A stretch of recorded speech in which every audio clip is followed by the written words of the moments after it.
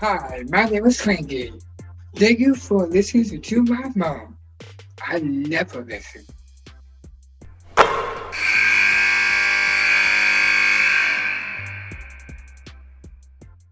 I love to do this podcast in the Valley because every week we have another great coach in this league, and we have a young coach in this league, and Allison Pohlman. I'm going to call her Allison Star because that's where I want to start, Allison. That's how I know you. When you were a great player in the Valley playing for UNI, can you recall some of your days now when you look back or when you share stories with your triplets about what your time was like at UNI?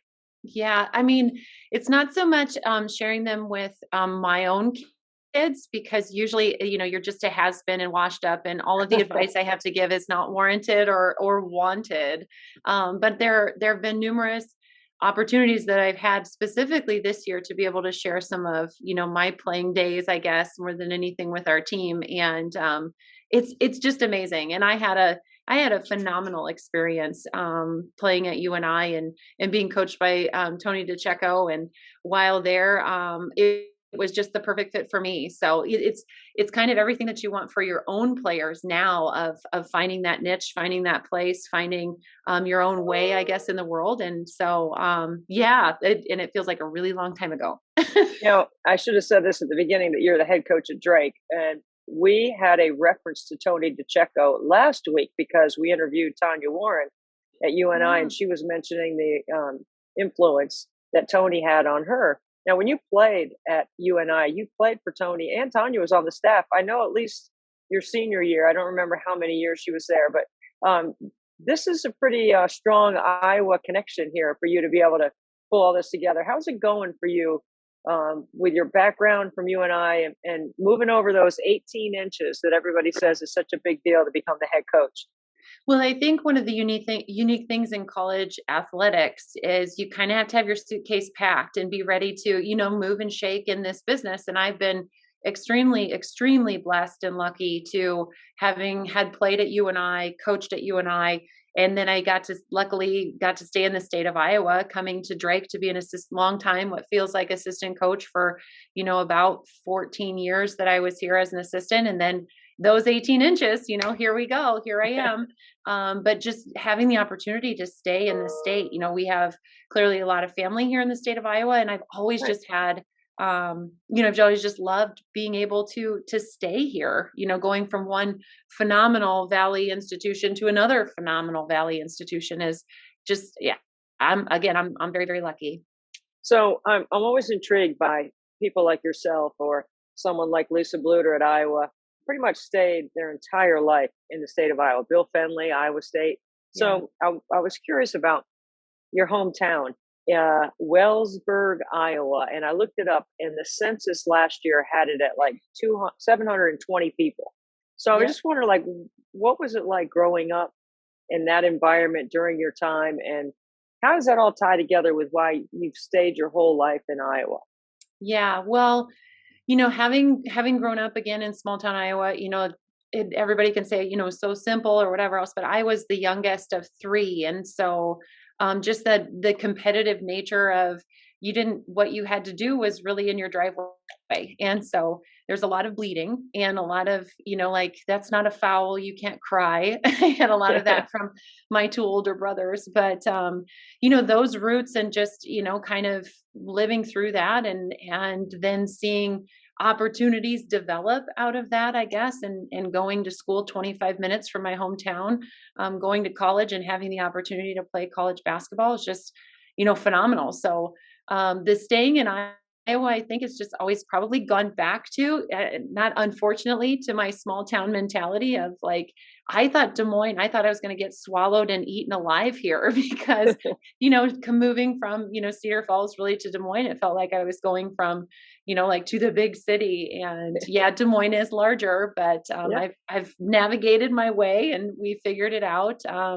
But again, just back to being lucky to be able to stay in the state of Iowa, and it's just because it's so glamorous here. I mean, you just come and there's also deep roots in basketball, and I think in girls basketball and women's basketball, being able to, have the privilege to be named, a head coach of 4 Division I institutions, and I'm in conversation with Bill Fenley, Lisa Bluter, Tanya Warren, and what feels like little old me, but it's a special honor. And I couldn't be more excited to be at Drake. I love going to Iowa myself because I know it's the heart of basketball. It's the center of the country for basketball, and there's no question there's great players that come out of the state of Iowa. I mean, that's why all the programs in that state have had so much success. I want to shift over to like balancing, because I get this question a lot with my 3 boys. You have triplets, and you and your husband are raising Quinn, Ruby, and Sydney. Yeah. Okay. Like I can't even, my guys are 26, 24, and 20. And I know how challenging it was to try to balance that. How do you do 3 at the same time? 3 tuitions, all that stuff. Yeah. I honestly think we raised them until maybe they were about 12, and now they've turned to just bossing us around. So I don't know, but they just get so old so fast, and it just has kind of been a whirlwind we do a lot of the things that are the same, or at least we did when they were younger. And now I love the fact that they're all involved in different things. They have different, very, very different personalities and different, like aspirations and things that bring them joy. So it's been fun to watch them kind of navigate their path. But I've quickly discovered not to give much basketball advice, because, back to my initial comments of it's just different when it's coming from home, Right. And so, I do enjoy the fact that they all play basketball. So it's also a lot of fun being able to watch your own kids play. And, I can't remember who this was. It actually might've been a conversation that Jenny and I had at one point, because someone had shared it with her, and it was, really, what is it? Coaches coach, referees ref, and parents cheer. And so I've really tried to take on that old adage, especially when watching basketball. So I just do a whole lot of clapping, and my lips stay closed. That's exactly the way I approach it with my kids. I don't say a word. I sit there quietly, and I might cheer a little bit, but I don't want to ever be the one that, brings attention to something negative that my kids are doing or that I'm doing in the stands that is a distraction for them, because, we've got other priorities. We can't be just worried about cheering on our kids, right? We've got other responsibilities. Having said that, so like, I know we call it Team Antonelli. We have some of our own vernacular at our house. I call it free balling with my 3 guys. It's just kind of like regular conversation when they were young. Guys, take your clothes off, throw it on the washing machine, free ball it to the showers. Okay. Do you have any sort of fun things that you do inside your house that you feel like you could share with the world? Oh, well, we usually do, like at dinner, thank goodness we're still able to find the times to do like, like just family dinners, depending on when it's sometimes at 8:30 at night. Sometimes, you just never know when it's going to happen. But we do a lot of highs and lows, just throughout the day. And then unfortunately, there's a lot of, since they can't shake each other. I don't know if that makes sense, but like, they're in school together, and then they always come home together, and they happen to be at practice together. So when that happens, we try to just give somebody, like the ability to speak freely without the peanut gallery, sharing in all kinds of different things or their assessment of the day. But it's just more than anything trying to give each person the platform to be able to at least share about their accounts of the day and such. So we try to do that. I think that could be a bucket list for some people in Iowa, some fans, to sit around your dinner table while the group is doing their thing daily. Because I think it's so interesting when you listen to kids that are coaches' kids talk about what their days are like and what they put in perspective and what they don't. I want to ask you about Susie Glazer Burt.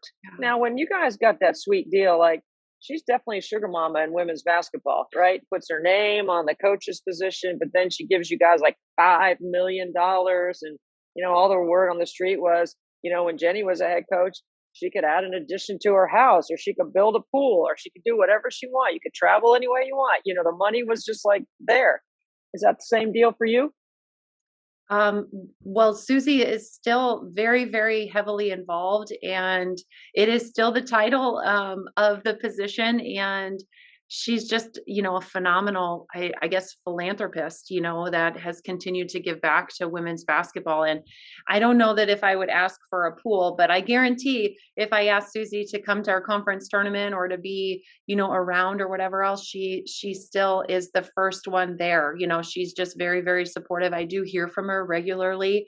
I might have to work on the pool a little bit, but no, but she is 100% all into Drake and all into Drake women's basketball all the time. I mean, she's just a phenomenal woman who, has really stepped up. I think it's a great thing to be able to have the means that she has to be able to give, but then for her to give to women's sports and specifically, to us, I think it just means so, so much for our sport.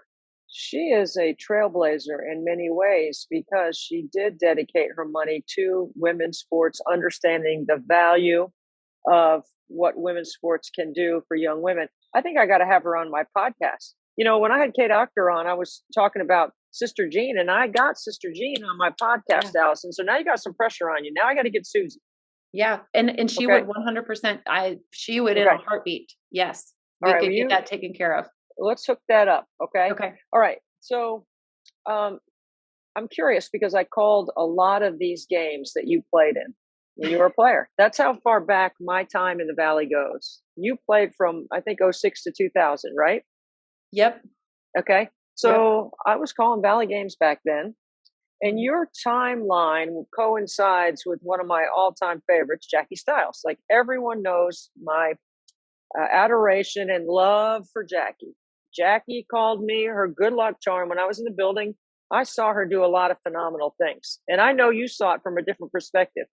Yeah. Were you in that game where you and I played a triangle and two on Jackie and she still had like 50? Yep. Okay. And what do you remember? 50, well, I think she had 50.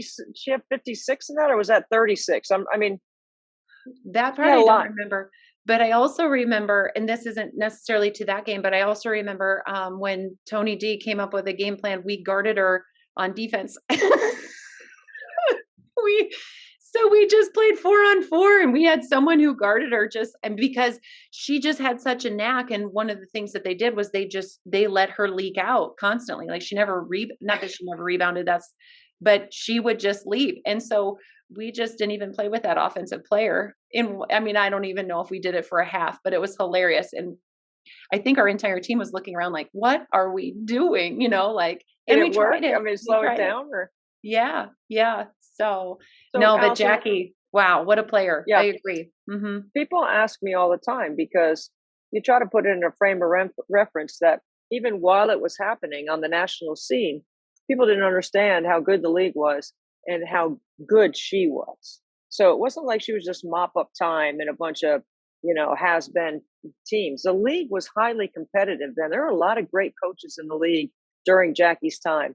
What's the thing that you remember the most? Because I'm always intrigued by what I remember. And you're on the floor going against her, trying to stop her. And you were the defensive player of the year trying to guard her. Mm-hmm. It wasn't like you were just a regular defender. You were the best defender in the league. Yeah. I honestly, what I remember the most about her was the spin move. That's what was always coming, and you knew that it was coming. It was semi unstoppable, but one of the things, her shot was just, and I don't even know if she shot it as she was coming down or going up, but it was just so fluid, and it was unblockable because she almost like sat back at an angle to be able, such a high release. And it was beautiful. And I think the other thing, not a lot of coaches might not talk about this, but she didn't miss layups. That's one of the things I think is the most impressive is, she was really phenomenal with the pull up and she shot threes or whatever else. But when she was going at it, she did not miss layups. Full speed. She just, and it feels like it's something like, well, of course, nobody misses layups. We've seen a lot of missed layups. So I don't want to spend my whole time with you on Jackie, but I think it's amazing, right? So we know when you went to play there was incredible crowds. What about when she came to your place? What was it like on campus for you during that time when you've got the chief responsibility of locking her down? And do you sleep the night before? Do you eat anything the night? Are you excited, nervous, or are you afraid she's going to you're going to bust a shoe out trying to stay with her. Yeah. Well, I think especially because of where we stood, at UNI when we played them, typically they were, top probably first or second in the conference. I actually still remember the very last road trip. We ended up beating Wichita State in overtime, and then we played Missouri State, and that was the last game that they had lost, and that was my senior year. And I still remember, just being in that game, and we were like, Jackie can get whatever she wants. We just gotta make sure we guard everybody else, sort of thing. But yeah, no, you slept. You just knew. As a competitor and as a player, you had to figure it out, and you just showed up and you laced them up a little bit tighter, exactly like you said, and you tried to stay with her as much as possible. But back to the Valley just being as dominant as it was, and all of the great players, and I feel like that's where we are now. You talk about every team, and you can state 2 or 3 players where you got to have a game plan for, and you got to be ready night in and night out, because it has evolved and it has gotten a lot better. So I know what a competitor you are. I remember I saw it. I saw you play, so I know how much you love the game. I've watched you as a young coach evolve into this role now at Drake. And honestly, no one's feeling sorry for you guys, right? I mean, they're trying to pound you. You still got a target on your back. What's that transition been like for you? Because this is your first year and there is a significant learning curve. And so it's not like it's just roll it out and play. There is a change. There's some different terminology or timing or culture, and we're going to get to the metronome. But just how's it been? Yeah, I think it's been a year of gaining experience and gaining knowledge, and really just going back to kind of tapping into, just learning and evolving as this has gone on. And Drake has been such a dominant presence, and you do get that, and you have the target and everything else. And we just, as a very young group, have continued to show progress. I really do think that, especially in the last, really, we've taken the last 5 weeks as more than anything a challenge. And in our last 5 games, I think that we've shown a lot of progress. We've had opportunities, and a couple free throws go a different way. You make another layup, or at least a 3 or here or there. And you feel a little bit differently. But I do think this group has, and myself and our coaching staff, has continued to grow, evolve, and show progress. Well, you've always been a rhythm team, and rhythm takes work. And because you're such a rhythm team, people are always trying to break your rhythm, defensively, and changing the way they guard you, or ball screen this way, or you guys do a lot of exchanging, and you just do a lot of things misdirection wise to keep teams off balance. With Maggie, Blair, and Grace Berg, and Megan Meyer, like, those are your veteran players, right? How has it been for you changing your relationship, or did you change your relationship with your top level kids? Because, I mean, I'm not saying the other kids are not top level. I'm just mean those are your leaders, and now they're hearing your voice in a different way.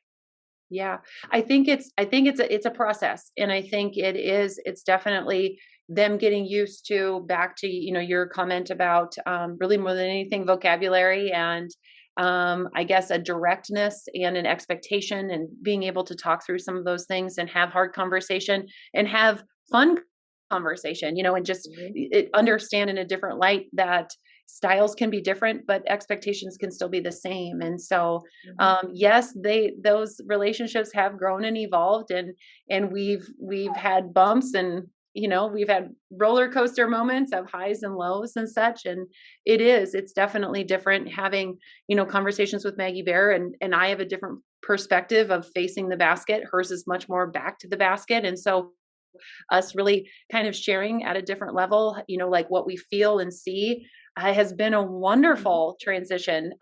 We don't always agree. Sometimes we have to agree to disagree on a few things. But that's the evolution of coaching, and that's how you have to adjust. And that's how I'm trying to gain knowledge and experience in all of those things. And same thing with Grace Berg, and keeping her really, really confident has been a good challenge for all of us this year. And and Megan's brand new, and just getting to really maximize on her basketball IQ and her ability to shoot the ball has been really a fun addition to have this year. Well, I think it is the essence of teaching, and that's part of why you go to college, is so that you can learn from all those different perspectives and different personalities and all those things. Okay, so take us to the Missouri Valley Conference tournament. Okay, I know that's a highlight on your schedule. I know you enjoyed it as a player, and now you're seeing growth in the Quad Cities area. What are you most looking forward to about taking your team there, Allison? Well, I think more than anything is just getting a chance to watch them, mature as we step on the floor. And I think it's one of those things where our team has had a lot of success in Moline. And so for our returners and our veteran players to be able to hopefully share those experiences and bring a little bit of, I don't know, maybe security to our younger players as that evolves and we grow through that process. But it's a brand new season. Like that's what I love about the conference tournament is like you step there and you got to be ready to go. And so it'll be interesting to see as our team continues to progress, as our season continues here. What will we be? Who will we choose to be? And I really, really like the version that we've become over the course of the last few weeks. Hopefully continue that going and we'll be at the high of the roller coaster. That's the goal anyway. Allison, we wish you well. Thank you so much for taking time on the Missouri Valley podcast. Thank you so much, Debbie.